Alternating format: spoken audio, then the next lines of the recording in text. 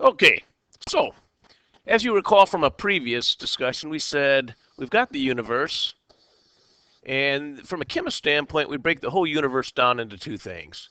We say everything is either a form of energy or everything is, wow, that's nice, isn't it? Yeah, I don't like that. Let's get rid of that. Or everything is matter. Good. And we said, okay, it's important for us to understand what matter is. We said that matter is anything that has mass and volume, meaning it takes up space and it has substance. So anything that has mass and volume is matter. Now today we want to come over here and further our discussion of matter, and we want to talk a little bit about the types of matter. Okay, so to do that, let us go to our favorite little consider idea. So consider a piece of copper, sodium chloride dissolved in water, a piece of copper in water, and three hydrogen atoms bonded to a nitrogen atom. And the question here is, which of these is a pure substance and which of these is a mixture? So we want to figure out a piece of copper, sodium chloride in water, a piece of copper in water, and then three hydrogen atoms bonded to nitrogen, and identify those as either a pure substance or a mixture. Okay, I think we have an idea of what we need to do. So, we're over here, we're talking about types of matter, and we know there are at least two types of matter from the question that we placed, right? We said one type of matter could be a mixture, or one classification of matter, and the other classification of matter, the other classification is pure substances. So that means matter can be broken down into either mixtures or pure substances. Good.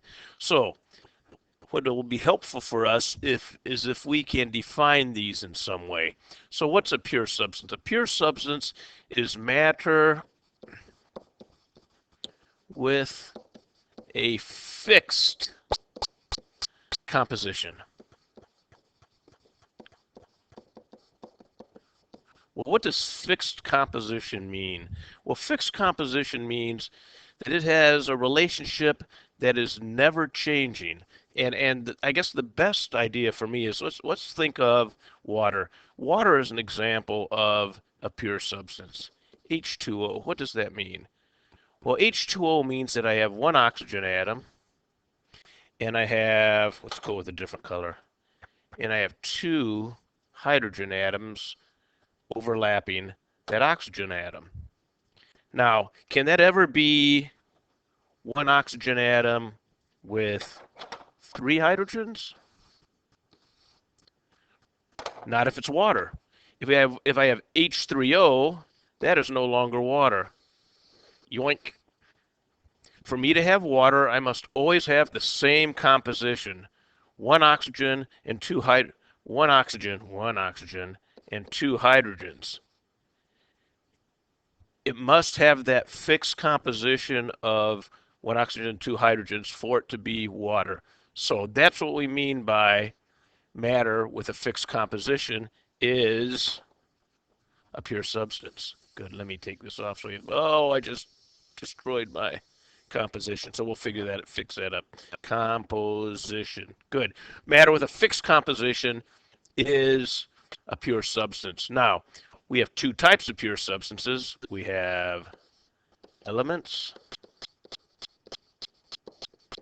and we have compounds. And we'll get into those in a minute a little more, okay? Let's come over here and look at our mixtures. What's a good definition of a mixture? A mixture is a blend of matter in which each component maintains its identity.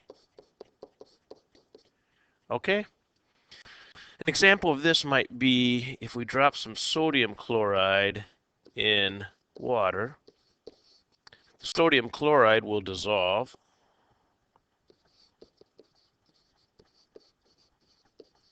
And that makes a mixture.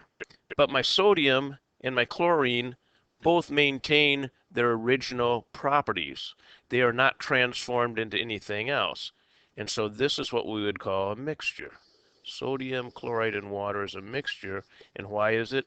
Because my sodium still is sodium and my chlorine still is chlorine. They are not transforming into other elements, other compounds. Okay? Good. So let's see if we can go back and answer our question based on this. I have a piece of copper. Now, do I think that's a pure substance or a mixture? Does a piece of copper always have the same composition? And the answer is, hey, piece of copper right here, does it always have the same fixed composition? Yes, it does. So a piece of copper is a pure substance. Sodium chloride dissolved in water. Oh, I just talked about that.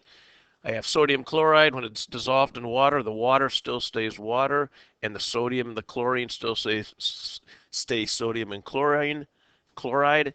And so sodium chloride in water is a mixture. Let's see, what's next? I have a piece of copper in water. Well, does that have a fixed composition is the question. Can I have one piece of copper in a little water, one piece of copper in a lot of water? And the answer there is no. It's not really a fixed composition because it's not like I'm saying I have one atom of copper that is attached to one molecule of water. Instead, I could have all kinds of water surrounding this copper. So in this case, copper in water is a mixture. 3 atoms of hydrogen bonded to a nitrogen atom. So that means I have something that looks, we call that ammonia, by the way. And I have a nitrogen, and on that nitrogen, I'd have 3 hydrogens, and they'd be bonded that way. And every time I have ammonia, it looks that way. And if it's not that way, then it's not ammonia. So that would be something that has a fixed composition. So I would put ammonia as one of my pure substances. All right. I know that's a little tough because we're just getting to the idea of chemistry, and sometimes it's hard to tell if something is a pure substance or a mixture, but I think you can have an idea. So let's give it a shot and see if you can do this on your own. Here we go. Consider 4 atoms of chlorine bonded to 1 atom of carbon. Next, consider 5 atoms of antimony. And finally, think about 2 grams of neon gas in a tube with 7 grams of helium. Which of these is a pure substance and which is a mixture? Okay, I'll give you about 30 seconds to figure this one out.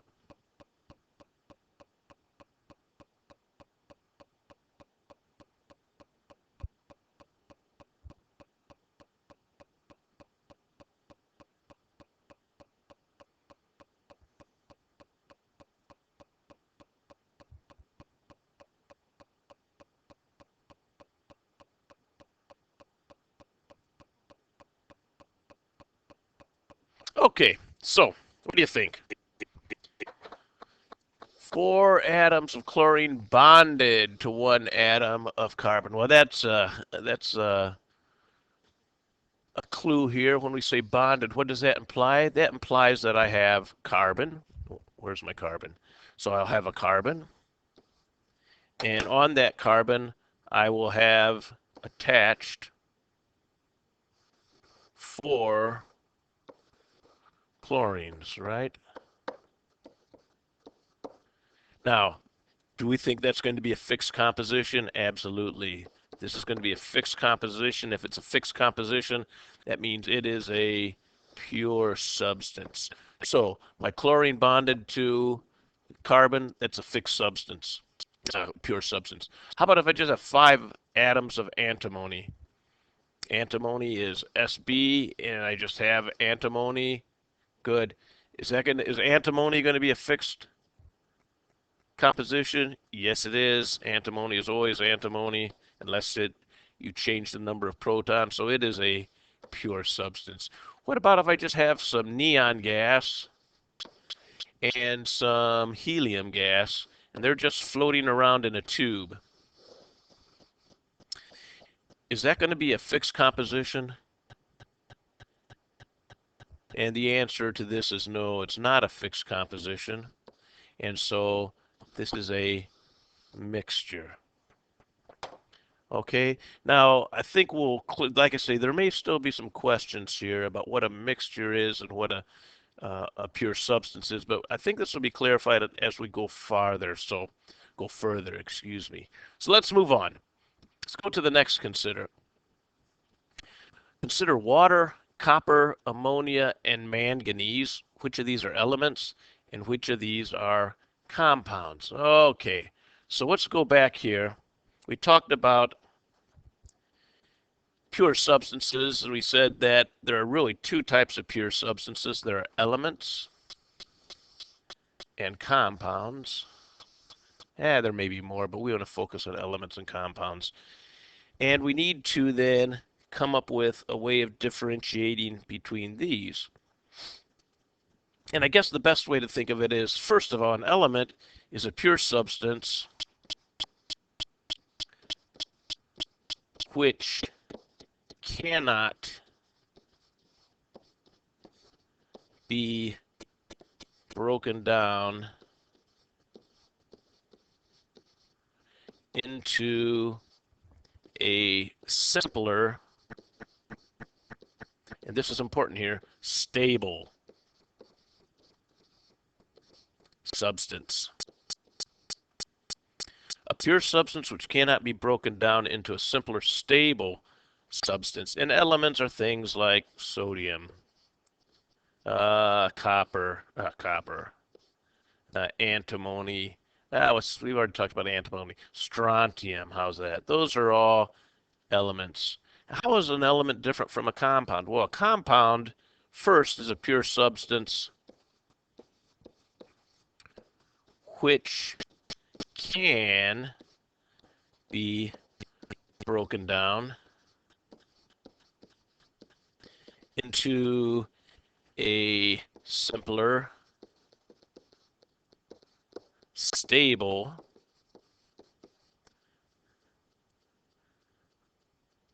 substance. Good. Let's extend the page a little more. Simpler, stable substance. Not only that, when we think about a compound, really a compound is a case in which elements are bonded together chemically. That's a compound. And compounds are things like H2O, water, carbon tetrachloride, carbon dioxide. In these cases, I all have a couple elements which are somehow chemically bonded, chemically held together. And so that's really the difference between an element and a compound. So let's go back and take a look at our question. Which of these are elements, which are compounds? Water, H2O, do we think that this is an element or a compound? Hey, this is going to be what? Water is going to be a compound. Yoink. Compound, H2O. Good. How about copper? Element or compound? Copper is an element. Ammonia, NH3, what does that imply? That means I have a nitrogen, and on that nitrogen, bonded to that nitrogen are 3 hydrogens. If they're bonded, that's going to imply that what? This is a compound. And manganese by itself, that is going to be an element. Good. I think this is coming around. Let's see if you can handle this on your own. You have a strip of sodium, carbon dioxide, and carbon monoxide. Which of these are elements and which are compounds? 10 seconds for this.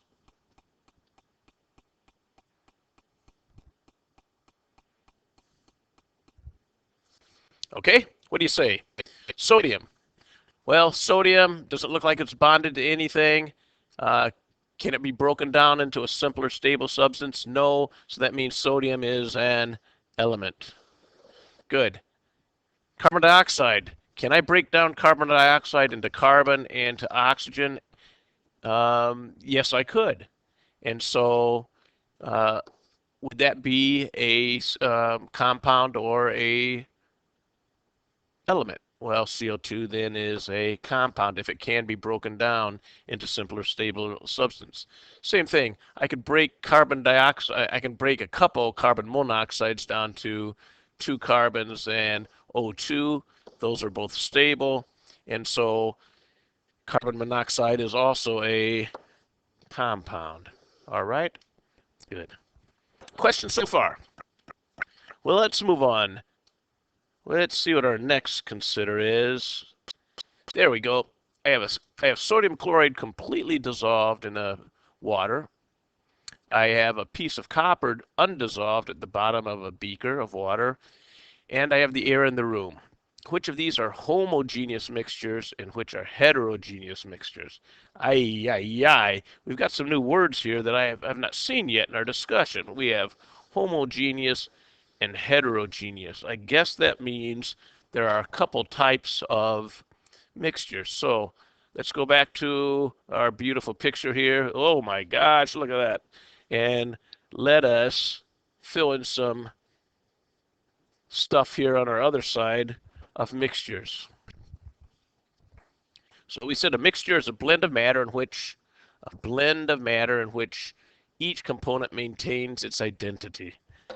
And we said something like sodium chloride in water is a mixture.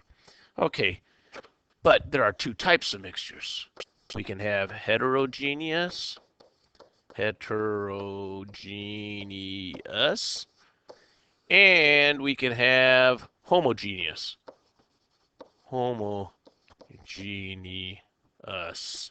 Okay, heterogeneous and homogeneous. So let us define these 2, and then maybe that can help us understand how to answer the next question. Homogeneous mixture. Homogeneous mixture is a mixture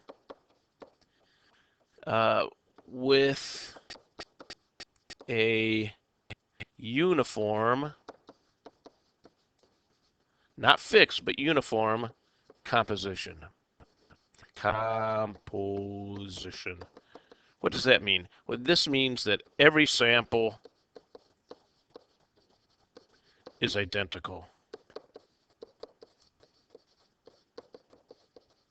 And I like to think of this as if I have this mixture in a glass, and I take a drink from the top and a drink from the bottom, I'd get the exact same thing. So let's say that we have some kind of a foofy coffee that you would buy over at Starbucks, and it's got foam at the top, right? Now, if I take a drink at the bottom, I get only bitter coffee. Ugh. If I take a drink at the top, I get foam. Well, is this a uniform composition? The answer is no, because at the bottom I have coffee, at the top I have foam. This is not a uniform composition, so this is not homogeneous. Well, if it's not homogeneous, what would it be? It turns out that it is heterogeneous. This is a mixture without a uniform composition. And so what would be an example of that? Like I said, oops, sorry about that. Something like, I don't know, a latte with whipped cream.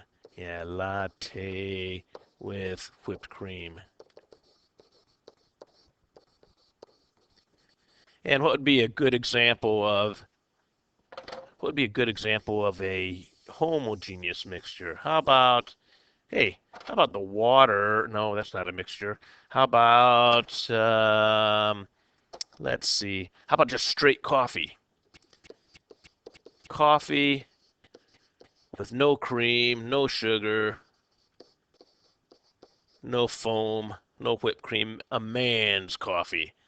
That would be a homogeneous mixture. Okay, so let's see if we can answer our question. Where is it? Are we here? No, we need to go on. Are we here? There we go. Sodium chloride completely dissolved in water. Okay. Remember, we want to determine does this have a uniform composition or a non-uniform composition? Well, sodium chloride completely dissolved in water. When I think of sodium chloride completely dissolved in water, I'd think, okay, I've got a glass here or a beaker. I've got some water in here, and then I've got some sodium chloride pretty much evenly spread out. There's not a pile sitting at the bottom. It's evenly spread out, so I would consider this a uniform composition. So I would say that sodium chloride in water, dissolved in water, is homogeneous. How about a piece of copper undissolved at the bottom of a beaker? Okay, so let's go with a different color here. Now I have another beaker. I've got some water in it, and I have a chunk of copper here at the bottom. Now, if I take a drink at the top and a drink at the bottom, do I get the same thing? No. If I get a drink at the top, I only get water. Drink at the bottom, I might swallow the copper. So that would indicate that this is not uniform. And if it's not uniform, that would mean it is a heterogeneous mixture. Copper in water is a heterogeneous mixture. And finally, the air in the room. Okay, think about the air in the room. This is a tough one. I would guess that in general, the air in the room is pretty evenly distributed. Now, one could argue that, hey, coming right out of my mouth, I have some carbon dioxide, right? So this is hard to interpret. It all depends on um, your view of this. So let's assume in this case that I am not in the room. No one's in the room. And so that means no one's producing any carbon dioxide. And so if that's the case, the air is going to be pretty much, I have some nitrogen and some argon, and I have some oxygen, and they're probably all floating around pretty evenly. And so I would say that this is going to be a uniform distribution. If it's a uniform distribution, that means my air is also a homogeneous mixture. Okay? And as you can see, there's some, it's not always a straightforward answer. It can be tough. Good. Here we go. Let's see what you think. You got Pepsi, pizza, and silver nitrate. Let me rephrase it. You have some Pepsi, you have some pizza, and the third one is you have silver nitrate completely dissolved in water. Which of these are homogeneous mixtures and which are heterogeneous mixtures? Okay, I'll give you a few seconds to consider this.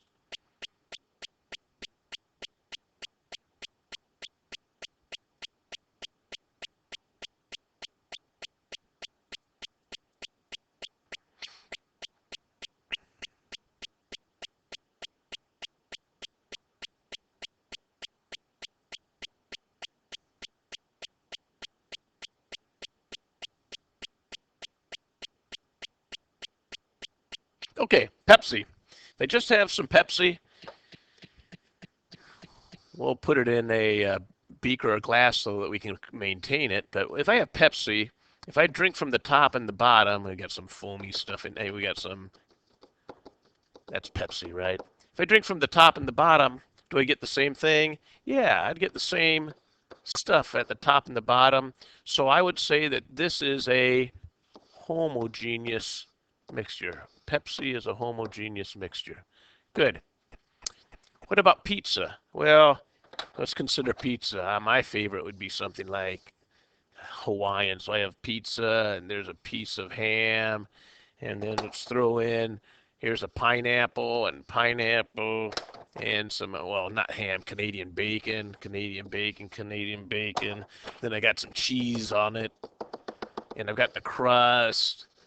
Now think about that. If you take a bite here, you get crust. You take a bite here, you get pineapple. So is that the same thing throughout? Is that a uniform composition? No, it's not a uniform composition. So that means pizza is a heterogeneous mixture.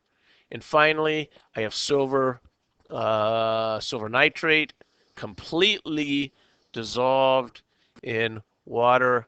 Hey, when we say it's completely dissolved, that means it's pretty evenly spread throughout, that I don't have a big blob at the bottom. And if it's completely spread throughout, that means it has a uniform composition, which means that silver nitrate is also, silver nitrate in water is also a homogeneous mixture. Okay, good. So I hope you understand those things. And next time we get together, let's talk a little bit about the properties of matter. Okay, thanks. See ya.